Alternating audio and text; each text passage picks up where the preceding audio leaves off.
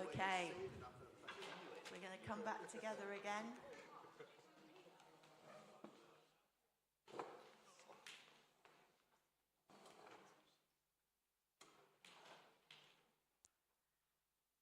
Please, eat.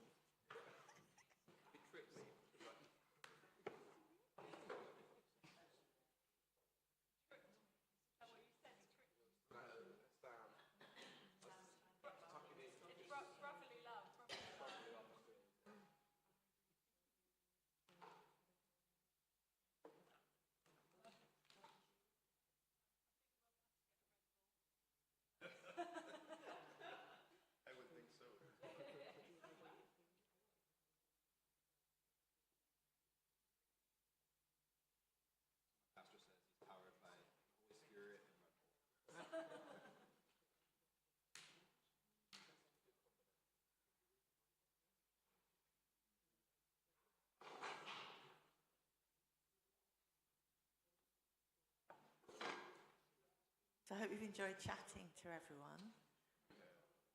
Lots of different conversations going on. It's great. That's one of the things I love about when we come together, isn't it? Is getting to chat and talk and catch up. And yeah, it's one of the things we were talking to some pastors about faith camp and how much, they missed faith camp. It was like, it was the time of year where they met everybody, whether they'd been at Bible college with them or just from the whole family of Kingdom Faith, And we still haven't forgotten about sorting out a camp for GoChurch and Rhema working together and how we're going to do that. Maybe we won't be intense, but we'll see. So it's... Sorry? I won't be intense. You won't be intense. Okay. Great. Okay, well, we're going to start now again with the fourth E. And the fourth E is called equip. So this is all about equipping. It's about training and about putting the right tools into a person's hand. And that might not necessarily be a physical tool, but it's like how do you do something? How do you accomplish something? What is the way that maybe we at GoChurch or we at whatever church we come from is the way that we do it? And equipping is, providing people with the necessary tools, training, knowledge, and experience to succeed. Through this process, they will become equipped to train others themselves, but the process starts with you modeling for them. And the goal of this is to investigate and see how the team is working. Are people doing what you have asked them to do? You train them to do? How are you training them? Are you a good trainer in what you are doing? At the end of the day, no one wants their team to lose. Think about a sports team. Everybody on that team wants to win. And that's what we need to be like in our teams in church. That whatever team we oversee or we have, we want that team to succeed. And if we want that team to succeed, then we're going to give them everything that they need to succeed. And so that means we need to equip them. And equipping is an art. In some ways we think, well, equipping's quite easy, isn't it? We just tell someone this is what you need to do and then you go and do it. But actually, equipping is an art, and it's something that we all need to learn to do to see our teams succeed. So 2 Timothy 2:2 says this: "You have heard me teach things that have been confirmed by many reliable witnesses. Now teach these truths to other trustworthy people who can pass them on to others." And really, we're picking up a little bit on, the session that Alan has just done about empowering. So we've empowered someone, we've recognized somebody, and we're going to trust you. But we're going to trust that person, and we're going to give them the tools. We're going to give them the training. So we're not just going to say, you go lead this, that's it, it's yours. We're going to come alongside them, and we're going to help them. We're going to give them all the tools that they need. We're going to train them so that they succeed, and then they can go on to train others. Equipping is a key to growth and generational continuity. You know, if we want to see our teams continue, if we want to see what we've built in, you know, maybe we go, well, we've built in excellence, we've got it exactly where we want it, but actually we need to make sure, we need to come alongside all the time and make sure that the right keys are there so that we have growth, that growth continues, so that they can come alongside somebody else and train somebody else. You know, when you equip others, actually, they become more fruitful and fulfilled, but it opens space for you as well. You know, that whole thing that Alan was talking about, you know, replicating, finding somebody who can do what you are doing. We have a phrase that we say a lot is do yourself out of the job. You know, so whatever you're doing, who can you train up? Who can you raise so that you do yourself out of the job? Because God has other things for you to do. And sometimes we get comfortable in our role. You know, I don't know if you look around your churches and you think about people, some people get really comfortable, but when you look at them, you can see that they can do so much more. And it's coming alongside them and encouraging them and giving them the tools and training so that they can go on to do the next thing and that they begin training somebody else. And, you know, it just opens the space. At the end of the day, if you think about it, if you as the pastor, you try and do everything, then you're never going to be able to do exactly what God has called you to do. And I always talk about, I remember one day I stood on this stage and I had a guitar, I had Mark's guitar slung over my back. I had a set of red cups with me. I think I had a puppet from the children's ministry. I was wearing a high-vis jacket, you know, and I stood there as if I represented all the teams. But at the end of the day, I couldn't do that. I couldn't go, I've got to go make the tea and coffee and run and dash something, do something. I have to train somebody. So, you know, if you think about what you are doing right now, I was reading somewhere, I can't remember where I read it. It was something like 80% of what you do, somebody else can do. There's 15% of what you do, you can train somebody else to do. And really, there's only 5% that you do that nobody else can do. And that's quite a sobering thought, isn't it? You know, and if we actually sat down and are we prepared to let go and let somebody else, empower somebody else, and then equip somebody else to do the jobs or the things that we are doing.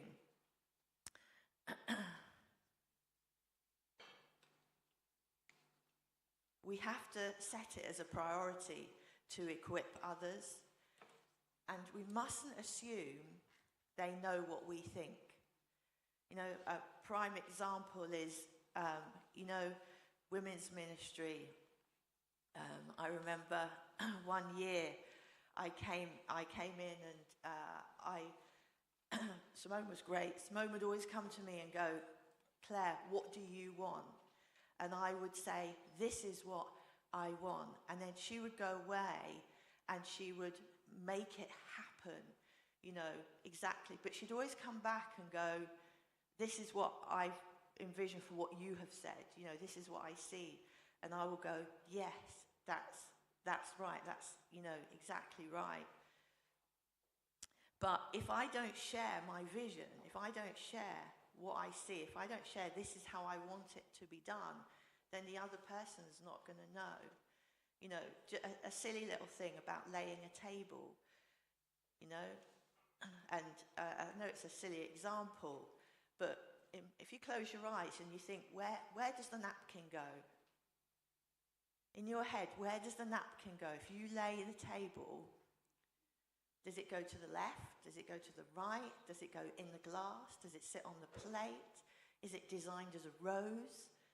You know, it's a small detail, but if that's important for the event that you're having or what you're doing, if you don't communicate that small little detail, then the person on your team doesn't know that that's important.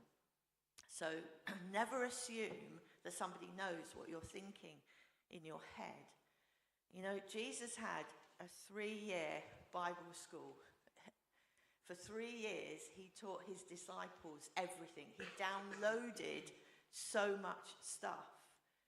But actually, he didn't just stand. He wasn't in the pulpit just going, this is it. He lived with them. He lived with them daily. The disciples lived with them. There was that going around together. That was doing life together. And I always remember when we merged the two churches together, and Julie stood up here on the stage and she goes, if you want to know Alan and Claire, invite them round for dinner. But if you want to know Matt and I, come and work with us. Do you remember that? No. But it's brilliant. It's brilliant because at the end of the day, if you want to know how your pastor or your leader or whatever wants to do something, then we need to work with them. But it's the same way for us. If we want those in our teams to know what we want, we have to be prepared to get our hands dirty. We need to be prepared to get down there and to show them exactly what we want. Otherwise, they don't know what we want. And it's an interesting thought here is this word volunteers, because the volunteer always puts the sounds like the person has the choice, but we're actually all called to serve. So in the church, everybody should be serving. But I was thinking about me as the leader when somebody volunteers. Are they volunteering just for now? Do I see them, or they're volunteering just now? Because next week they might not volunteer. But instead, if I look at them as going, this is a life team member. This is somebody who's integral to my church. This is somebody who I can train, who I can raise up, who I can trust, like Alan was talking, empower them. Is this somebody who I can, invest my time, my energy, and give to? Because then I see them in a different light. So I was just thinking about that volunteer from that other side. And then the other thing is about having this team mindset. And the whole thing of we do everything in teams. Repeating it all the time. We do everything in teams. Reminding everybody all the time. We do everything in teams. Even the pastor, senior pastor, should be a team leader, because you're leading that team that is under you and understanding that you work as a team. You might be the visionary leader, but you have a team that is working under you. So question, do we have a team mindset ourselves in how we're thinking? And then thinking about a game and thinking about sport as well. Do you have practice sessions? Or is it just all about the game day? Because practice sessions are important. This is how we do it, doing a run through, of this is what we expect, and the showing this is how it works. So it's thinking about those practice sessions, not just let's all rock up 5 minutes before church starts on a Sunday and let's do our thing. It's having those practices so we all know how we're going to do things. So I've already said this, leaders, we need to be walking amongst our team. We get our hands dirty. we get involved, we have to show them. And, I always think about a child who learns to do the washing up. You don't suddenly go, oh, my child's 2 now, I'm going to teach them to wash up. Hey, there's the sink, and you leave them to it. And you don't give them the best china, do you, either? But what you do is you go over and you help them. This is how we wash the dishes, squirt the fairy liquid in or whatever, get the cloth or the brush or whatever you use, We go through the process, don't we? Yet somehow we get with adults and we go, oh, they should know what to do, instead of actually going right down to the basics and showing them this is how we do it in our church. The other thing is to give feedback to our team members. You can't give feedback if you don't actually see what they're doing. It's very easy sometimes, as the leader, to see something that's not working, but you don't understand what has gone on behind the scenes because you haven't found out. So it is really good to talk to people, to listen to them, but to also go round and watch and see, if you are the team leader or you're the main pastor, how are your main leaders doing? And actually see and watch. Spend time and show care with individuals. We need to have a heart for those who are serving. And we need to discover what their issues are. What are the problems? If somebody's continually late or something's going on like that, we need to actually show that we care and to find out and not just go, well, where are you? We need to actually show that we care for them.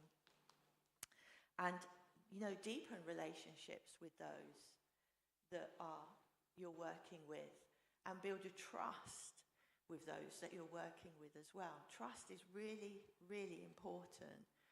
So, spend time. Sorry, I should have gone boom, boom, boom like that on here.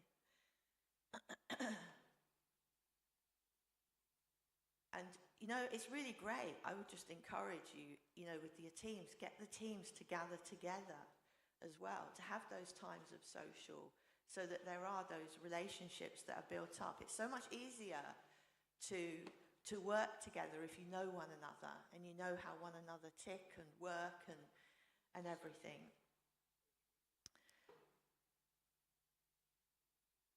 So equipping must be a priority, and Alan's already talked a little bit about empowering, how it takes time and patience.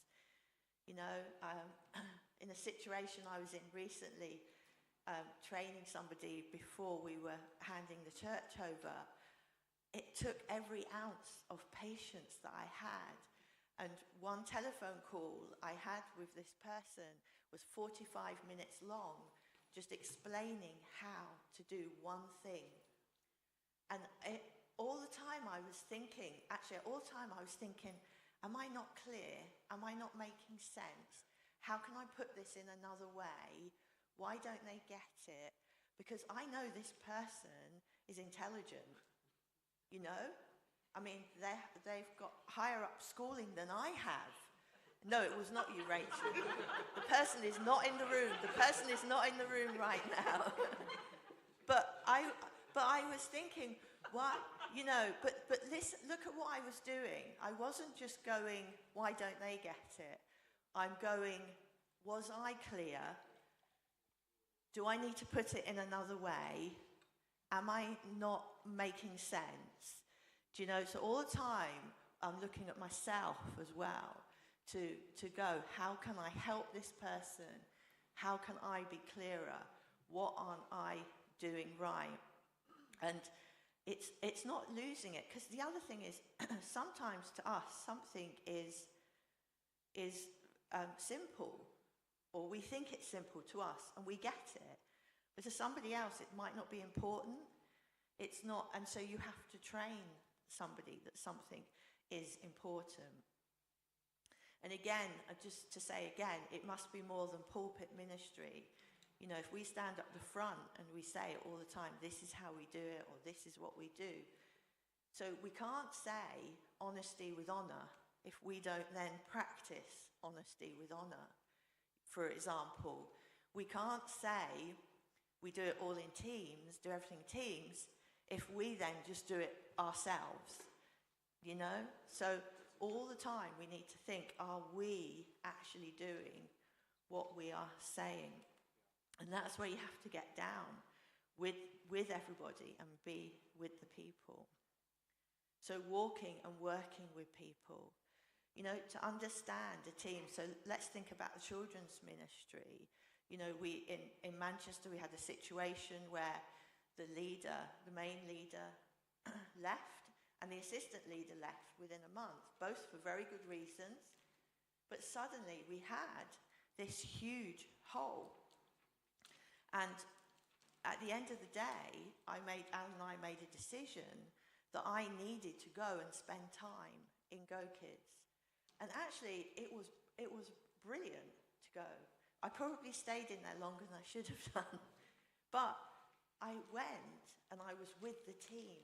And it gave me an opportunity to actually see how the team that we had worked, to come alongside them, to encourage, to see the amazing giftings and the heart that Vashti has for children. I mean, it's incredible. She'd go to Nigeria for 3 months, and she would send a text to the GoKids team every single week. How are my children? How did Sunday go? They were like, this is really important. She had such compassion and a heart for them. But sometimes it takes that. Sometimes we have to, to get involved, to see what is going on. Again, not a Zoom link. God sent Jesus to live as a man where we live, It was like God got involved. Jesus got involved with the disciples. And we need to get involved. And then I've got a quote here. I'm not sure who Chris Hogan is, but there's a quote that was used. Hodges. It's been put wrong. Okay. Great leaders focus on equipping their teams. It's unfair to expect what you did not equip. Okay. Great leaders focus on equipping their teams. It's unfair to expect what you did not equip. And, there's different kinds of equipping. There is planned equipping, so you've got your classes, your training, your leadership meetings that you might have. But then there's the organic, the on-the-go training that happens when you walk into church and you see something that's not quite as you expected it. How are you going to handle it, so there is the on-the-go training, and both are necessary. But then there's team equipping and there's individual equipping. Each team member needs equipping so they know what they're doing in their team. But there are times when you have to sit the whole team together and equip the whole team. So both are necessary.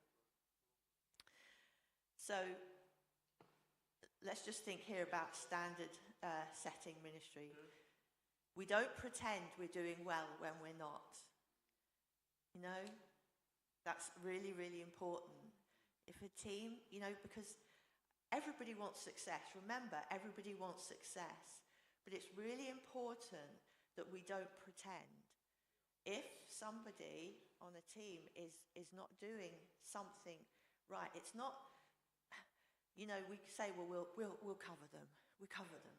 Well, that's okay, because you don't want to dishonor somebody in front of everybody, but you still need to deal with that situation. You might still need to talk to somebody. And then if the team isn't functioning well, don't pretend. You might need help to go, how should the team function? So now we're getting down more into the teams. And I know you guys are the pastors, etc. But it's like, how are you training your teams in the way that they are doing things? There'll be times you may need to relocate a team member to an area where they are better suited. We had a situation with somebody who basically, I think they got moved from 3 teams because, but it wasn't that, no, we didn't give up on them, but it's just that each time the same issue came up, and actually that issue needed to be addressed in that person's life. But actually, there are teams that somebody might be really excited about being in a team, but actually when they're in it and they're involved, they realize this isn't the team for me. Or the team leader will realize this isn't the team for them. And so we have to be honest with that person. And it's not that we say, right, you're out. That's not a loving, is it?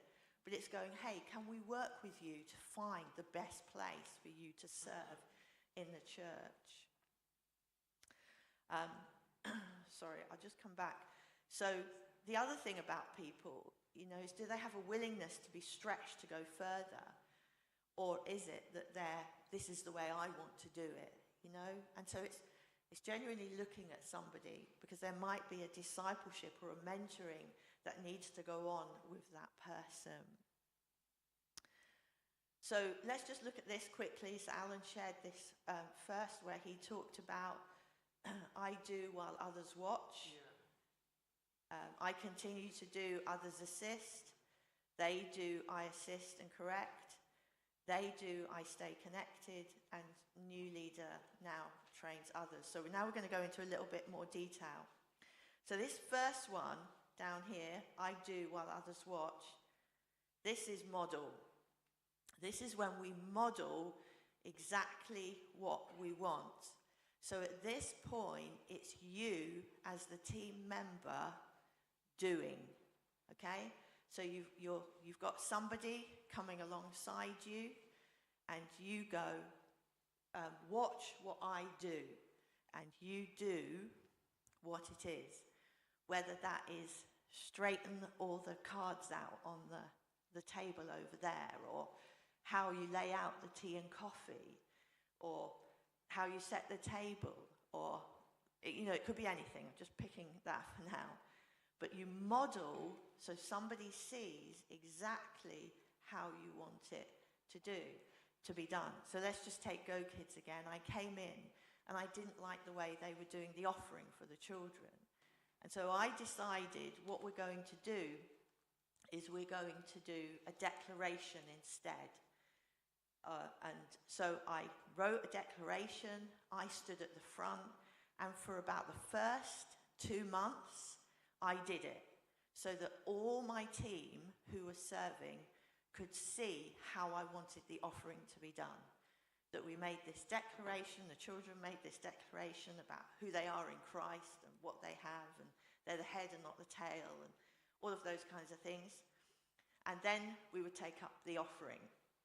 It was about making the right confession, but I wanted to move totally away from the way they were praying, because it showed me there wasn't an understanding of what the offering was for right then. And I just needed to do something. So for 2 months I did it so everybody could see what I did.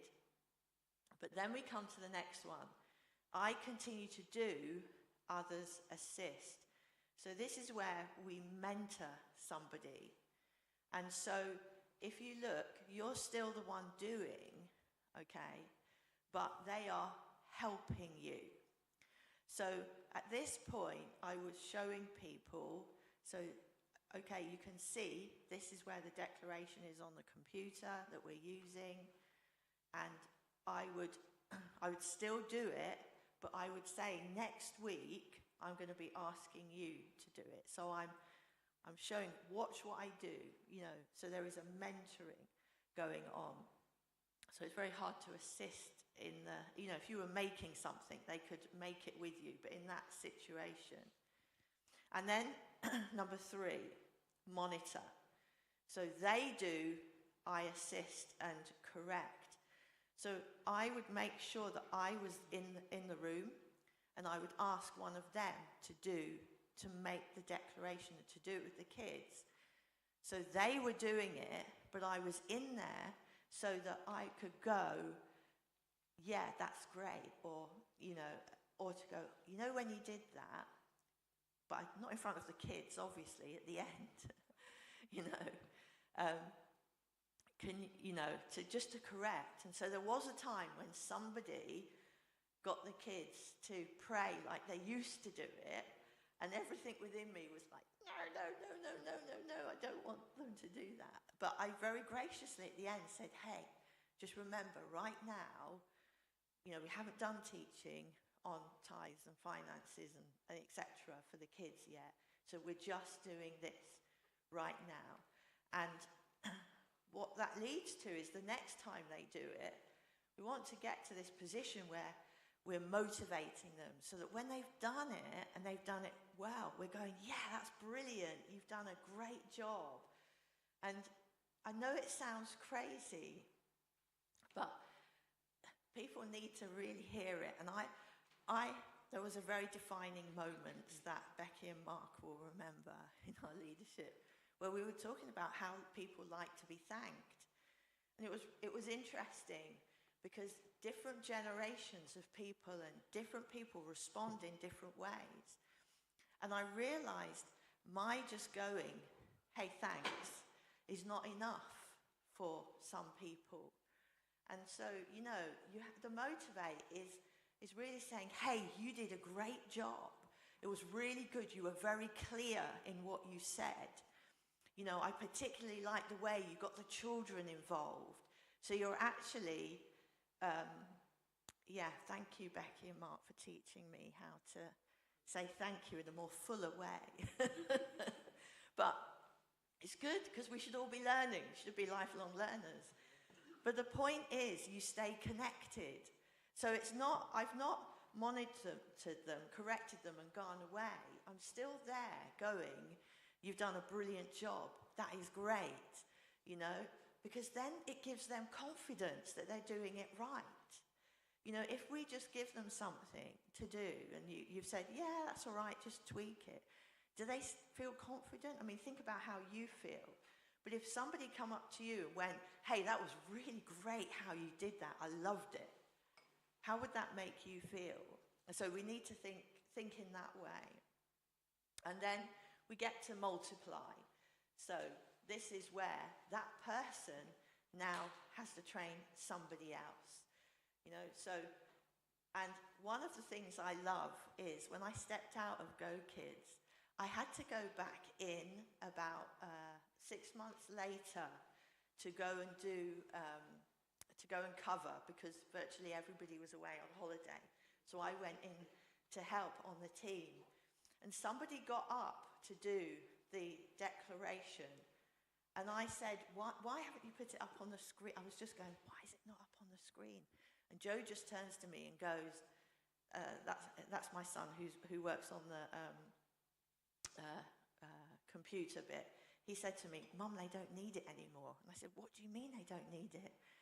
And suddenly they started, and all the kids knew it off by heart. They were just saying it because they were used to saying it. But the person who was leading it led it so well. It was great to see that somebody who I hadn't actually taught had been taught how to do it and did it well. So that was so encouraging for me. So that is equipping. And so you've got time now, about 15 minutes, I think. Is that right? Or even a bit longer, actually. 15. Yeah, to sit and discuss. Describe how you, your team, equip people as you build a team now. And then describe how you, your team, want to equip people in the future. And then what action steps can you take in the next 90 days? What 3 things, don't put loads, but what 3 things could you do in the next 90 days to make your equipping more how you would like to see it? Okay.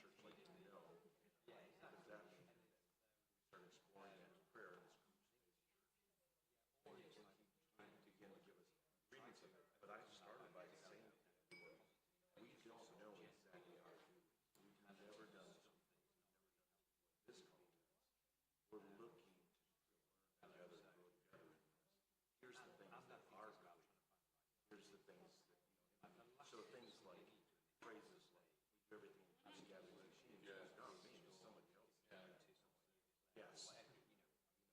And then there was like early on, one of the Gilbert actually said because I laid out a scriptural foundation for groups and gatherings, just like in the early church, they went house to house and in temple courts, and we looked at that. We looked at all the benefits of that and all the dynamics. We spent a lot of time to work on that.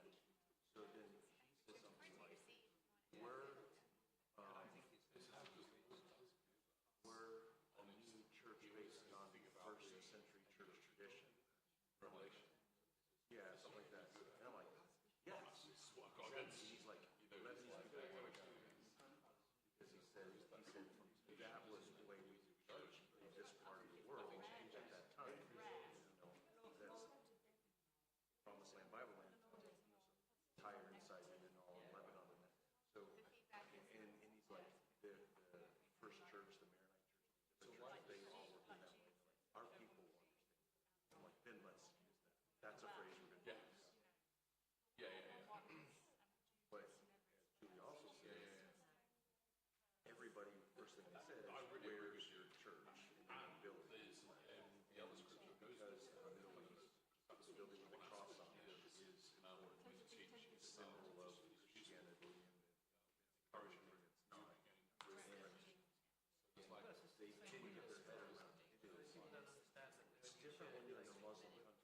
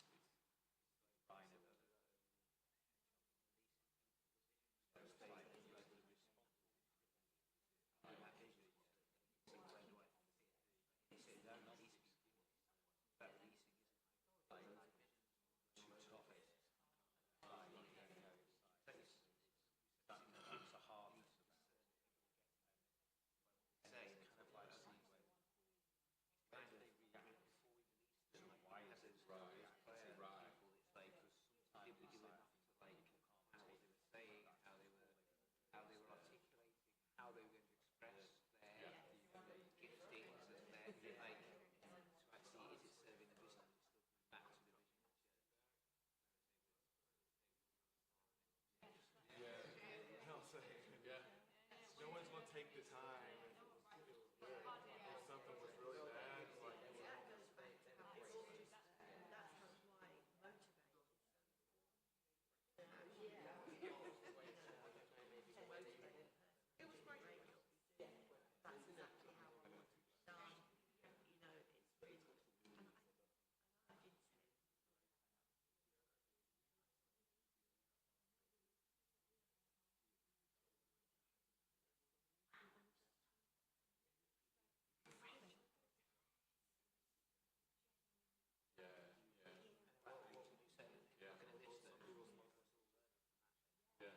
you could tell them 5 times.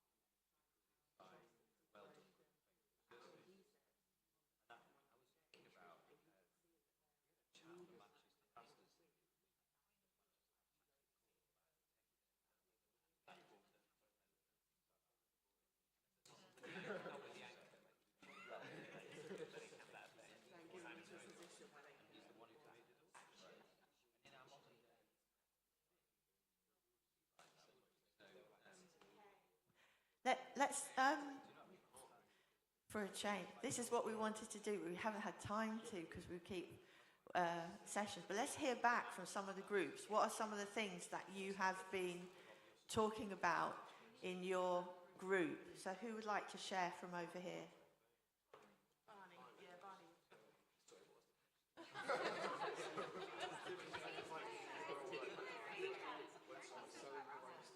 I'll give you honest feedback right now.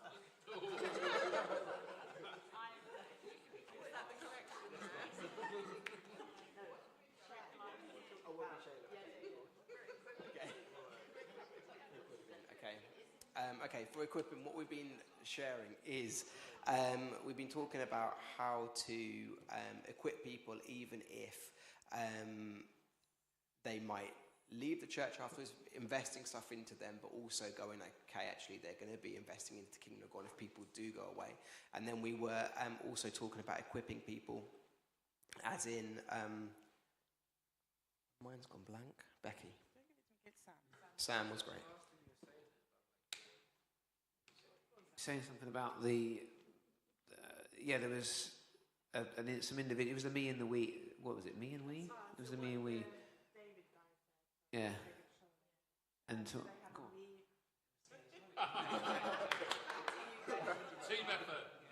on. He said, under engage, when you're listening to them, he said, listen, do they have a we mentality or a me mentality? And if they have a me mentality, then you're not generally then going to empower and entrust. That's when they get off the bus. So then when it comes to equipping, you're equipping people that have a we mentality already. So it helps with the fear aspect thing. Because they already have that right mentality. Yeah, that's great. Okay, over here.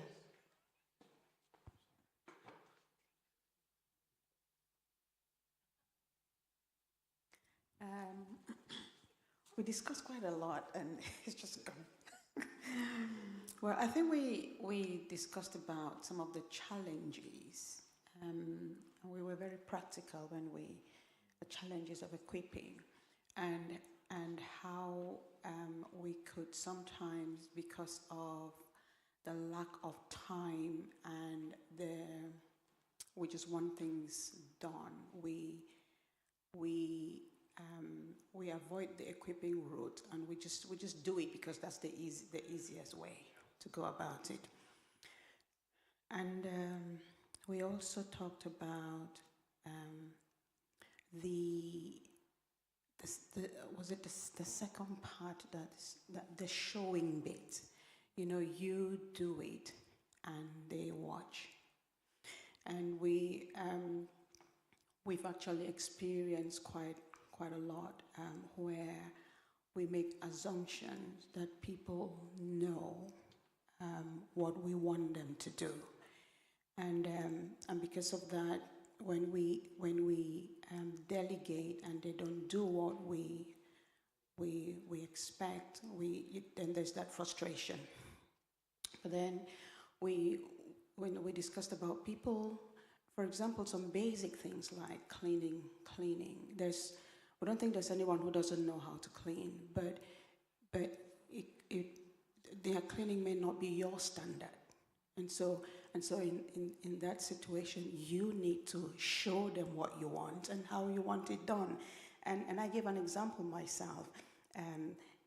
I've got people clean the church, and they said, we've cleaned the church, but I walked into the church and I could see there's a little bit of paper, piece of paper lying there, and there's another one lying there. To me, you've not cleaned, but to them, they've cleaned. But if I take the time to show them what, my standard, what I want, then they would be, better equipped to do it, and with the right results. Have I done a good job? Yeah, that's really good. I think one of the things that we underestimate is when we are busy and we're trying to do lots of things ourselves, the thought of having to train someone is like, oh, I haven't got time, I haven't got the patience to do it. But we're not thinking long term. Long term is, if I take the time now to train somebody, that's a job I don't have to do anymore because I've trained someone and they will do it. And so we need to take the long-term approach and not just go, I'm too busy.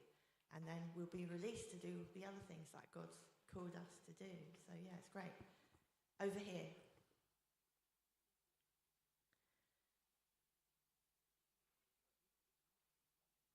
Well, I'm going to say what Rob said because it was really good. We were talking about feedback and how, if you mention the word feedback, it generally you think it's negative. And he made a point of how many times you look at reviews, if you buy a product or something like that, how many people write positive reviews. It's mainly people only take the time to write a negative review. So if you say to someone, oh, I want to give you feedback, or I want to, let's do a review, they instantly think negativity. I think it's just important about, we talked about the importance of giving positive feedback, not just critical so that it balances, but then still, depending on where people are emotionally, the critical might be all that they hear. And another thought I had was about EQ, emotional intelligence, is something that's being talked about a lot lately, and how being able to read people is so important in the success of a person individually. I've heard a lot of teaching about that, but how I think that relates in churches and volunteers. Having a higher EQ with people can affect how you treat one versus another, because one person might be able to receive something in a different way than another. But the general consensus being we definitely give not just negative feedback, but some positive reinforcement and affirmation, but also choosing the right times, reading the situations that people may be going through, choosing the right times to give feedback. I think one of the important things that, for me, that comes out of that is how important, regular meetings are with people. Because if you only ever meet with them to give them the negative feedback, then that's what they're going to expect.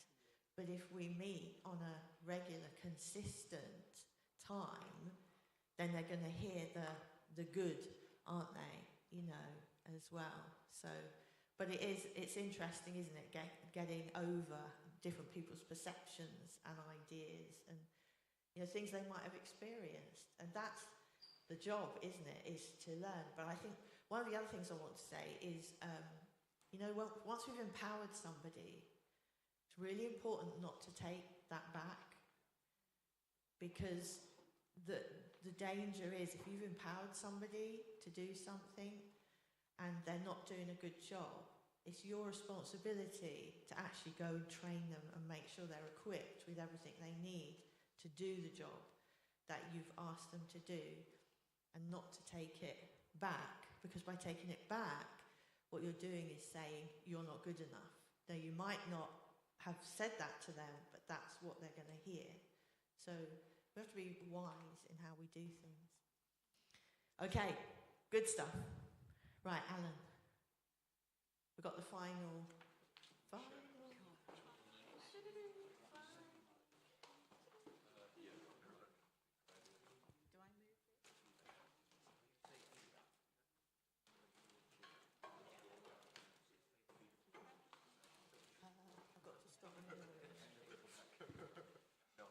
How do I stop mirroring?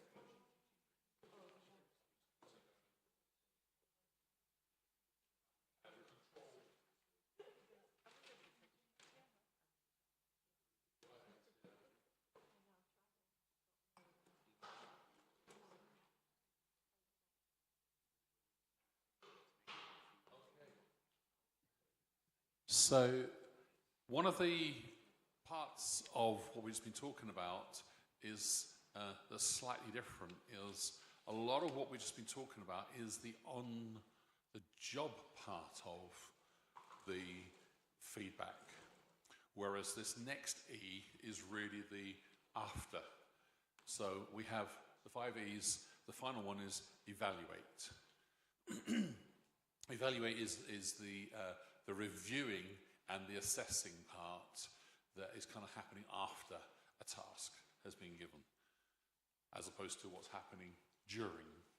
So if there's a bit of a distinction, and that's where a lot of these, they overlap, yeah? So when we're trying to define these, like the things, the gifts of the Holy Spirit, when did the word of knowledge ever just operate on its own? It always works with some other stuff, doesn't it? And, but in order to define the gifts of the Spirit, or the fruit of the Spirit, we kind of isolate an aspect in order to highlight and teach, yeah? So when we're just thinking about this, we're talking about evaluating. Evaluating is the taking of time to review, seeing how well we're doing, and how much we're accomplishing. It's good to see the progress, isn't it? That we are actually getting somewhere. And it's taking that time, but its evaluation therefore requires clear values, because if there is no plan, how do you measure your accomplishment? That's why we need SMART goals. That's why, remember, we started right at the start of the day, is what's our purpose? Because our purpose leads to our priorities. Our priorities lead to the SMART goals. The SMART goals lead to the tasks. If we haven't defined the priorities, then we will find ourselves automatically focusing on what we like or what is urgent rather than what's strategic and significant. Yes, so there's lots of different things that we can evaluate. So the systems that we have in church, we could evaluate somebody's performance, how they're doing, the curriculum that we're using, or the facilities. There's loads of different things. What's curriculum, that's a training centre. But your sermon series, whatever it is. Children's ministry has curriculum, yeah, of course. So there's lots of things that we can be evaluating and looking at. Yeah. So the biblical challenge, because of course we want to ground all this all the time, is take care to know the state of your flocks. Take care of your herbs, Proverbs 27. So, in other words, we're not doing our job as leaders if we're not actually evaluating. Yeah. The onus is on us. The onus is on us. Yeah. Yeah. That's right. And, it's up to us to know, to look and to see what is going on. And so it's really important to remember that. It's the onus is on us to evaluate and to see. So how are we going to do that? Yeah. So first of all, we need to understand that means we have to take a step back from the situation. If we're going to evaluate, then we can't necessarily doing it right in the heat of the moment. We need to take a step back because we need to actually separate our own emotions and feelings from what's gone on, especially if someone's dumped on us or not done things our way or whatever. You know, because the reality is there's a human part to our leadership as well as the spiritual part. You know, let's be honest with ourselves. Hey, as leaders, we're doing our best. Sometimes that ain't quite enough, you know. We have to evaluate ourselves. So we take a step back. We get input from the team. Now, I don't know about you, but I do it the other way around, or have done it the other way around more than I've done it this way around. I know when we've done the SWOT analysis, strengths, weaknesses, opportunities, and threats. Thank you, SWOT. That's what it stands for. That has been really helpful because then you hear the range of ideas in the room because you're taking the time to go through it. But the reality is it takes time to do evaluation. And a lot of our evaluation tends to be our emotions as the leader about how we think of things have happened. And so the problem with not evaluating, it means you're assuming. And we all know what that sets of. Every time we assume, we make an ass out of you and me. Claire always hates it when I do stuff like this. Well, assume.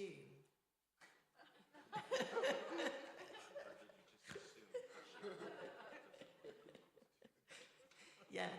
The thing is, okay, reality is sometimes different from our perception. And that's what it's so important to remember. You know, and people approach things in different ways. They see things in different ways. And it's really easy for us to make an assumption that something has gone on without actually discovering what has actually been happening. And that's why we have to take that step back. We have to put our emotions and how we might do it to the side. And we need to discover why. So evaluating something, it's not about looking for the bad. I just want to say that. But you're looking at what's working and what's not working. There is a dual thing going. But you know, it might be that somebody has put in place something that is brilliant, something you've not thought of. And you've got to decide as the leader how are you going to respond? Are you going to go, oh, I still want it my way? Or are you going to actually put pride to the side and go, do you know what? What they've put in place is fantastic. I don't want that to change at all. And you're seeing that actually that person has made that team better. So this is part of what evaluation is about. And it also involves previous knowledge because a lot of the reasons we start things off or we're bringing new ideas or we're giving a task to someone is we have a certain amount of knowledge. But the thing is, that knowledge might be 6 months old. It might be a year old. Now we've handed the church on. It's one of the things that we've got to be careful of with Mark and Simone because they're now doing it differently. They're doing it their way. Now that's a transition, a transition that's happening that's easy for us to affect. So our actions, if they're going to be effective, then we have to try and work through these kinds of things that just because we did in the past. And so some of us will recognize this. I just had to put that way. So. Alan threw the text in. So Barney is a qualified HGV and various other licenses. And why is it that you see so many signs all over these lorries? It's warning cyclists and everybody else around because the reality is they have such huge blind spots. And the bigger our church, the more blind spots we have. The bigger the lorry, the harder it is to see. And you see them with all the multiple mirrors, and it says, if you can't see me, you can't see my mirror, I can't see you. And I think that's just such a challenge to us, because we assume that the lorry driver knows what he's doing, but he can't see the fact that he's just driven straight over a car in front of him. And you've seen these on the internet, haven't you? You've seen those crazy accidents. Yeah, there's that motorway one where a car gets caught sideways and the lorry driver keeps driving because he genuinely cannot see this car. And he's not feeling anything either. That's the crazy thing, is like, but I think that's the reality. Sometimes in our leadership, we're driving a juggernaut, and there's so much momentum that we got no chance of feeling what's happening. And that's why we need the feedback, and it needs to be from our team, because it needs to come from behind, it needs to come from the sides as well as from the front. So it goes back to the pastor is the visionary team leader. Yes. So has a team working under him. So you're involving other people to see the areas that you can't see. It's that whole thing. The bigger the church gets, the less in the detail you are, and you can't actually see everything that's happening. So you rely on the evaluation of each of your leaders about their area reporting to you. Yeah, and it goes back to the DCPI. The pastor is most effective when he's in that position as the visionary leader. That's the point, the vision. That's what Jesus said to Peter on those vision, Messiah. I'm going to build the rock. It's his declaration as well as the involvement of a person. And I think we shouldn't see those things. So what that means is we got to bring an assignment of value.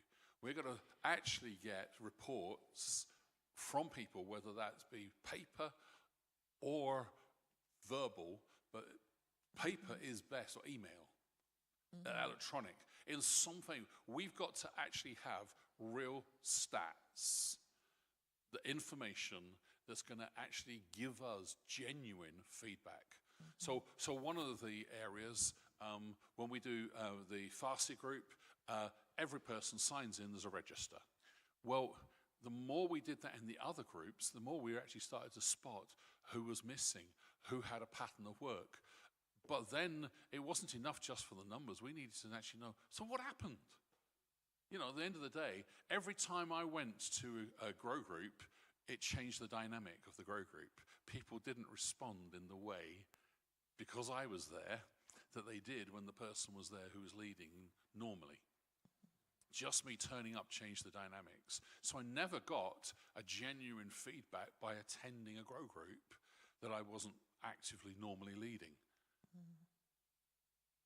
So how do you? Well, you need the leader to be giving some feedback. Hey, this happened, or there was this issue, or there was... And so there's got to be finding out both the good and what's not so good. Because we can have this assumption that we're doing really well, but the reality is there's a refusal to accept teaching, or there's a refusal to move a particular way, or the new children's worker has causing problems. We got to get honest, but that means we need that honesty from our people. Honesty with honor, truth with love, safe harbor. These are not just phrases. We are working together, encouraging one another to speak in this way to one another, and we're doing that with our teams, our team leaders, and they are doing it with their teams. That we're multiplying that throughout. That this common language is working in this way. So in order to do this, we need to keep records. We need to know what it is that we're measuring. So you can't improve what you don't measure. And so you need to decide for each team, what is that you're measuring? Is it how many people are serving? Is it well, whatever it is, we need to determine what that is, very simply as well. We want to see all our churches grow. So actually, do we know whether our churches are growing? And that's why we love Church Suite, because you can see, you've got new people added, and, you can see how many new people have been into the church. Are they sticking? Aren't they? Are they tithing? You can follow a whole load of things there. So you've got measures. But it doesn't matter what those are. If you don't have them in place, then you can't actually see what's improving. And then it's that whole assigning value to what you're doing. Are you valuing the whole process, everything? And then redirecting when there is something not going right, and you're saying, actually, I just need to change this, or we just need to maybe spend a bit of time focusing on this area. I think we need to understand when we're looking at Mark 4 and the storm, Jesus, he's not put off by a storm. As leaders, we don't want to be put off by stuff. Stuff's going to happen, okay? So let's not be put off by it. What he wanted the disciples to do was pay attention, because the storm comes after he's taught about the sower. So he's taught them a whole pile of stuff, how things work, how the heart's affected, what they've got to do, the weeds, the deceitfulness of wealth and the cares of this life, choking good seed. So we're talking about the different stages of leadership and involvement, and then gets in the boat. And why is he challenging them about their faith? Because he's just taught them a whole pile of stuff. It's not because it's random things happened. He's taught about faith. Something's happened, and the first thing they do is panic. So, so I just was thinking, why are you so fearful? How it is that you have no faith? But Jesus didn't rebuke the disciples, he rebuked the storm. Yeah, but what he did here, though, the whole point of this is he asked questions. Yes. And that's part of the evaluation, is to ask questions about what's happening. And one of the things I liked when we first heard this is that the person first presenting this talked about a tuning fork. And you think about a piano. When we used to have a piano, we used to get it tuned every couple of years. But when the piano tuner would come, there was only a little bit of a change that needed to happen a lot of the time. Most of the time, it was still playing beautifully. There'd just be like one note that was off, and you think about that tuning fork and you go, ding, and they listen, don't they, to what happens. And I liked, when we came back from sabbatical, one of the questions that we came back that we talked a lot about in Manchester was saying to our teams, what is one small change I can make so that the team works better next week? And then for the team leader to ask the same question, what one small change can we make as a team for the team to work better next week? And it's not like you're looking to have that, we've got to change it completely. But it's like if you make a little change here and there, then what you're doing actually is you're evaluating all the time. Yes. Because you're evaluating your team all the time. What one small change. And so you're getting better and better and better. Yeah, because what we're talking about is a set of actions that first of all starts with us shaping behavior. Okay, so that's what we talked about already, the different steps. But as we're shaping that behavior, we're establishing the clear goals.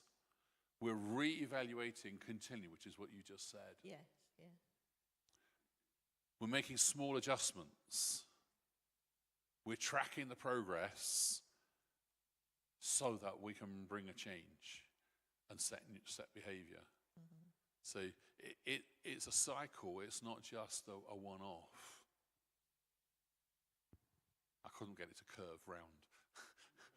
That's why it doesn't rejoin it. Okay.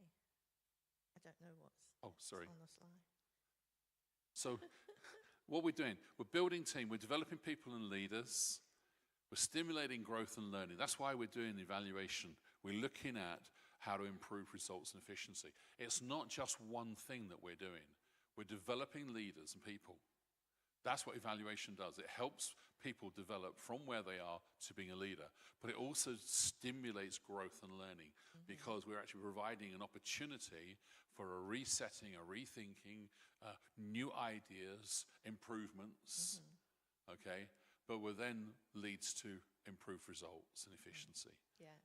I think one of the other things about asking team members to go, what's one thing I can do, is you're constantly empowering them. You're constantly helping them to see that they're valuable, you know, and especially if you allow them to contribute to how the team could be better, you know, and you're listening to them, you're letting them have a say, and you're hearing, you're giving that space, and that adds value to them.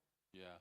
I mean, we in our partnership class, was it a year ago? Can't remember, must be. Yeah. One of the people in there, they asked us some questions about why we did certain things. Well, next week we implemented them. That's one of the reasons there that John and Claire, his wife, are instantly serving in our church. Somehow it was like, hey, the leaders listen. The leaders take feedback. The leaders are interested in what we've got to say. They didn't change the direction of the church. It was something minor that actually added value, but it also took what they suggested and implemented it quickly. And I think, you know, that's how we're developing team, isn't it? How do we build team? Show people that they've got something to contribute and something of value. And I think that's, you know, as we're looking at this, so here's 3 reflection questions. Yeah. So how do you evaluate people now? How do you evaluate as you build a team now?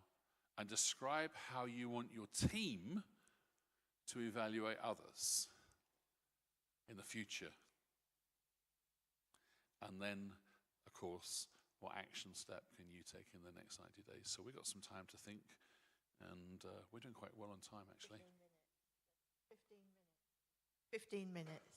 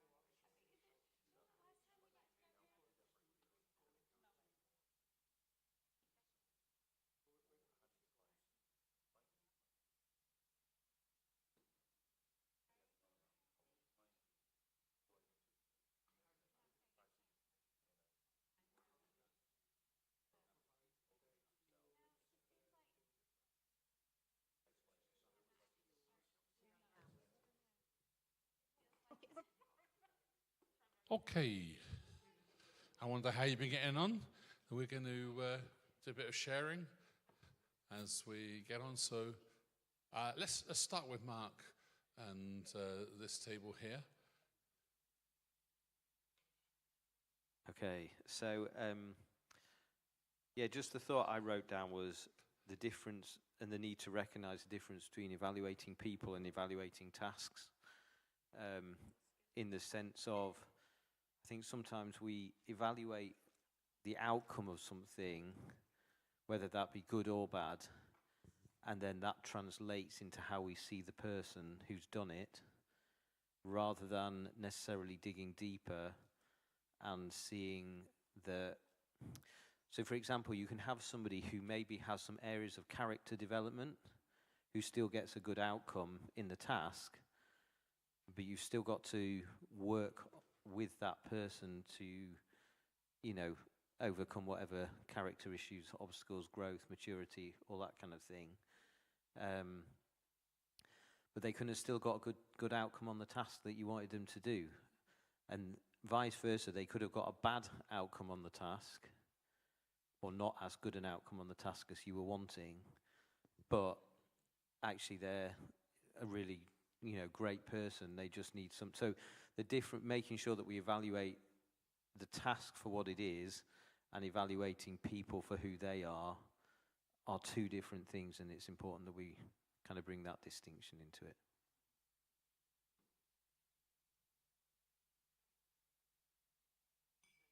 We'll go to the next spokesman this time.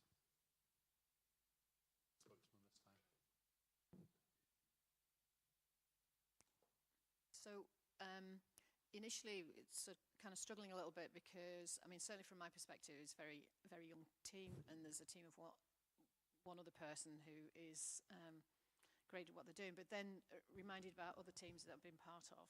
And one of the examples that I gave that I think resonated around the table is the fact that when Pastor Mark and Simone took over in the core leadership teams, we've had a little questionnaire to evaluate ourselves. So it was kind of self-evaluation under the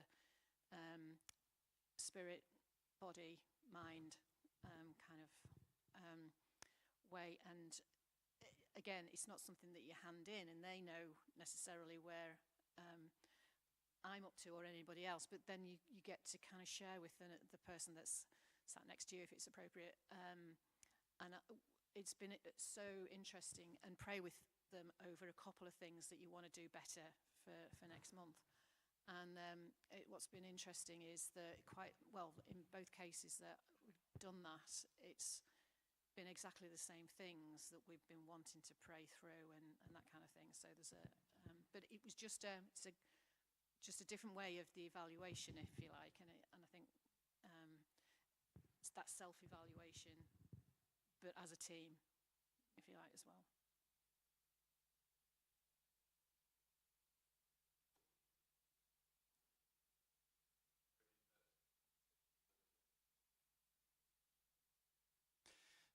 So we were talking just a little bit about how important it is to have clear and defined expectations and goals to begin with, to then be able to evaluate against.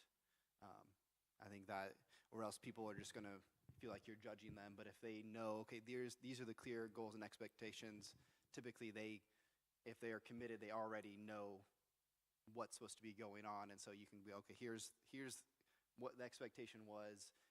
And if it's not clear, then you're just going to be rambling all over the place, or just nitpicking things that you liked or didn't like. But we're also talking about how British culture might be different from other cultures, and shared how we tried to sort of evaluate at the beginning of the process, sort of set the expectation of what it would be a launch team, and trying to like learn from others using some of the American like forms. Too much detail. I had a check of like in my spirit, I think, and I was like, I just don't think this is for us. Didn't really get received, I don't think, very well by the people we were dealing with in the British culture. So a learning there of which Pastor Matt has just shared, something really good that you can do it and flip it in one way and present areas where people can locate themselves in terms of their areas of, 0 to 3, sort of, this is what it would look like if you were with us in this area. And then, they can then, rather than having that, I must commit myself and write stuff down, or they can be, oh, well, okay, that's what I should do if I feel that way. And you can kind of gauge it in their response. If they're showing those attributes, then clearly they're making that level of commitment, and you can kind of do it that way. But yeah, really good. Enjoyed that.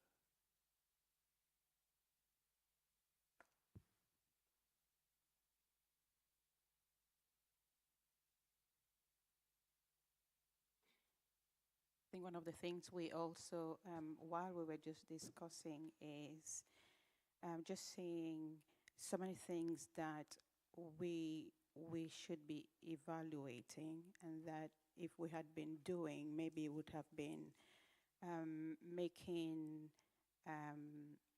better progress than we are. And we spoke about evaluating the spiritual progress of the church, of the people. Then we also, and I think this is where something that I hardly do, it's, following evaluation where expectations have not been met, whether I am going back to evaluating myself, whether there was proper envisioning, whether there was proper equipping, empowering, delegate, or engaging, whether that's been, so going back to that, so, the importance of doing that rather than just maybe it's the people who are not getting it properly. Yeah.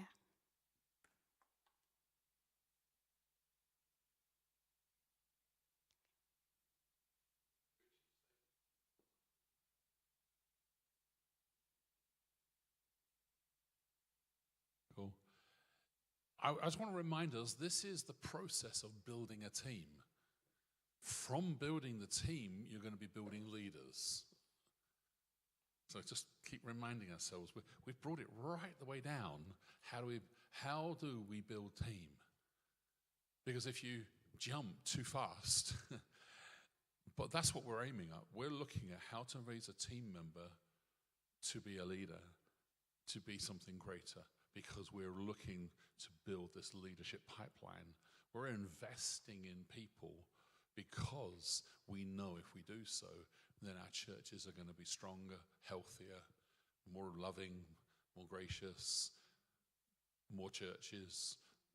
And I think that's, so I just want to say, just pray for one another around the table. Pray for the church that you're a part of. Or maybe pray for one another, just that empowering. Because we've heard some stuff today. There's no chance that we take all of it on board. But what are those one or two things that have been quite significant and key for you today? So maybe first do that bit, and then we'll pray for one another. Okay, so out of what you've heard, just take a moment, just reflect. What has been useful, significant, the Lord to you? Because when the Lord speaks, he wants to encourage you, doesn't he? He wants to bless you. He doesn't just say it. He wants to see you grow. I want you around the table. We got 5-10 minutes, and then we'll finish at 4 o'clock-ish.